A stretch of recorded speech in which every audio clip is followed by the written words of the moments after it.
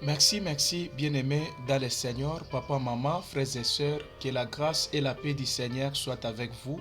Bienvenue dans votre et notre émission Le temps de la grâce, une émission présentée par moi, votre humble serviteur, le révérend pasteur David Chilile. Vraiment, je vous aime de tout mon cœur. Aujourd'hui, dans le temps de la grâce, nous allons parler d'un sujet intitulé La délivrance des familles. La délivrance des familles, c'est un thème qui est totalement important, bien-aimé dans le Seigneur. Pourquoi? Parce qu'il n'y a personne qui est venu sur la terre sans pour autant passer par une famille. Nous tous, nous sommes venus sur la terre au moins d'une famille. Et quand on parle de la famille, premièrement, ce que vous devez savoir, la famille, c'est l'ensemble des personnes unies par les liens du sang. Les gens d'une même famille, vous allez les reconnaître par les mêmes traits.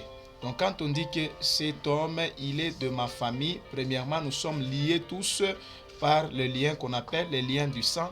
Et deuxièmement, il y aura toujours des ressemblances. C'est pourquoi, papa, maman, la délivrance des familles est totalement importante. Nous sommes dans le livre de Lamentation, chapitre 5, verset 7. La Bible dit, « Nos pères ont péché, ils ne sont plus, et c'est nous qui portons la peine de leur iniquité. » Ici, le livre de Lamentation nous révèle vraiment que dans chaque famille, nous avons des différents types de combats. Et j'ai toujours dit que parmi 80% des combats qu'un homme peut avoir dans sa vie, c'est les combats issus de sa famille. C'est ce que nous appelons le combat familial. Et dans la vie de tout homme, nous avons trois catégories de combats. Premièrement, nous avons le combat qu'on appelle les combats hérités. Et dans les combats hérités, là, nous voyons, il y a le mot héritage. C'est-à-dire, les combats hérités, c'est un combat que tu as hérité au moyen du sang. C'est-à-dire, tu es né dans cette famille où tu es né et tu as trouvé des lois. Et ce loi que tu as trouvé dans cette famille s'applique à tous les membres de la famille. Prenons le livre de 1 Pierre chapitre 1er verset 18 à 20. La Bible dit, ce n'est pas par des choses périssables, par de l'or ou de l'argent que vous avez été rachetés de la vaine manière de vivre que vous avez hérité de vos pères, mais par le sang précieux de Christ comme d'un agneau sans défaut et sans tache, prédestiné avant la fondation du monde et manifesté à la fin du temps à cause de vous. Donc, c'est-à-dire, bien-aimés dans le Seigneur, la famille joue un grand rôle dans la vie d'un homme. La famille, c'est la cellule de base de toutes les communautés humaines. Aujourd'hui, si nous voyons des communautés, nous voyons des nations, c'est parce qu'il y avait eu des familles. Et Dieu, lorsqu'il était Dieu en créant l'homme, il avait premièrement dans sa pensée la notion de famille. Donc c'est pourquoi, avant de créer l'homme, Dieu a dit, créons l'homme à notre image, selon notre ressemblance, pour qu'il domine sur toutes choses. C'est-à-dire, dans la pensée de Dieu, en créant l'homme, il avait la pensée de la famille. Et tout ce que Dieu aime devient un problème pour le diable. Le diable déteste tout ce que Dieu apprécie, tout ce que Dieu aime. Dieu aime la famille. Pourquoi? Parce que c'est dans la famille où nous recevons notre première éducation, l'éducation des bases. C'est-à-dire, éducation ya kwanza ile mtu anapataka ni éducation ya famille yabo. Na mtu kama eko nakomea na ile culture alipata mu famille yabo. C'est pourquoi shetani asha kujua très bien que famille kuna role munene, shetani kunaenda kuingia mu famille njoo kuposede maisha ya bantu.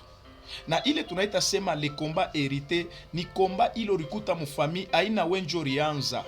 Peut-être nkambo yako, muzazi yako, celui qui était avant toi avait touché au fétiche, il avait signé des pactes avec le monde des ténèbres. Au travers de lui, les gens de la famille commencent à souffrir. C'est pourquoi ici la Bible dit, nos pères ont péché, ils ne sont plus. Et c'est nous qui portons la peine de leur iniquité, c'est-à-dire les combats hérités, c'est un combat que tu as trouvé dans la famille, dont toi tu n'es pas l'initiateur, tu n'es pas le promoteur.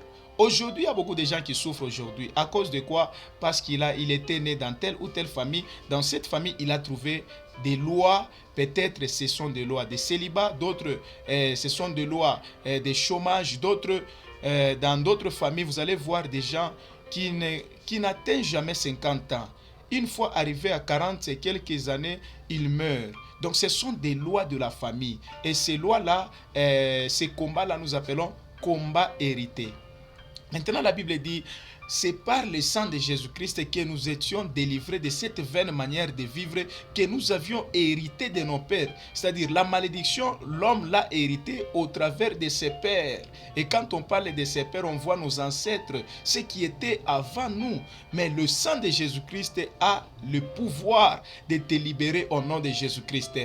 Jean chapitre 1er verset 12 à 13, la Bible dit, mais à tous ceux qui l'ont reçu, à ceux qui croient en son nom, il a donné le pouvoir de devenir enfants de Dieu, lesquels sont nés, premièrement, non du sang, ni de la volonté de la chair, ni de la volonté de l'homme, mais de Dieu. Ici, nous voyons trois courroies qui transmettent les liens de la malédiction de père sur les enfants.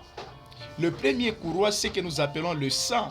Le sang, c'est un premier courroie, un canal qui transmet les liens de la malédiction de tes ancêtres, de tes pères, jusque dans des générations futures. Deuxièmement, nous voyons la volonté de la chair. Quand on parle de la volonté de la chair, on voit quand quelqu'un met au monde un enfant, on lui donne un nom. Donc, on prend par exemple le nom de ta tante, tu as mis au monde, tu as pris le nom de ton père, de ta tante, de ton oncle. Donc la volonté de la chair, c'est quoi? Quand quelqu'un met au monde un enfant, il lui donne un nom. Et le nom aussi, c'est un canal, un courroie qui transmet les liens de la malédiction dans des familles. Et troisième courroie qui transmet les liens de la malédiction, c'est ce que nous appelons la volonté des hommes. Bien-aimés dans le Seigneur, la Bible dit, c'est poussé par l'Esprit que des hommes ont parlé de la part de Dieu. Et ce que vous devez aussi savoir, c'est poussé par des esprits impurs que nos ancêtres, nos aïeux, avaient pris la décision d'élaborer des lois, des traditions que nous appelons aujourd'hui coutumes. Alléluia. Vraiment que Dieu vous bénisse abondamment. La délivrance des familles est totalement importante. Pourquoi? Parce que si tu ignores la délivrance des familles, bien-aimé dans le Seigneur, tu n'iras pas loin. On peut recevoir aujourd'hui Jésus-Christ comme Seigneur et Sauveur dans notre vie, ce qu'on appelle le salut. Le salut est instantané. Le salut est automatique. Mais la délivrance, elle est progressive. On peut être un enfant, tu es une nouvelle créature, mais tu dois briser maintenant les liens, les réclamations de votre famille.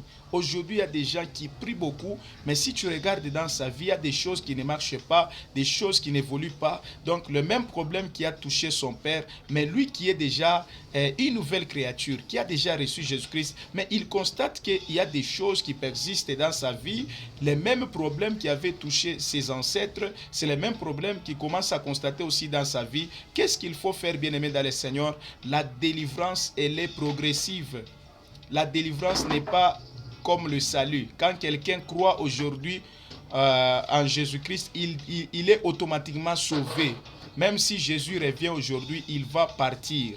Mais la vie dans ce monde, pour vivre une vie abondante, pour vivre vraiment une vie vraiment bien, il te faut la délivrance. Et la première délivrance, c'est ce que nous appelons la délivrance des familles. Parce que dans des familles, il y a des lois, il y a des prisons familiales. Les prisons familiales, c'est quoi? Ce sont, par exemple, je peux donner un exemple typique, papa, maman. Il y a d'autres familles, vous allez voir dans d'autres familles, pour mettre au monde, c'est tout un problème. Les gens ont des difficultés pour mettre au monde. Et vous allez remarquer que les gens de cette famille-là, tous auront toujours les mêmes problèmes. Quand vous remarquez un problème qui avait touché ton père et les mêmes problèmes qui commencent à... tu commences aussi à constater cela dans ta vie. Donc les mêmes problèmes qui est uniforme à tous les membres de votre famille. Par là, vous allez ce que nous appelons les prisons familiales. Les prisons familiales, ce sont le schéma démoniaque générationnel que le diable a imposé aux membres de votre famille. Et je déclare aujourd'hui, au moyen du sang de Jésus-Christ, reçois ta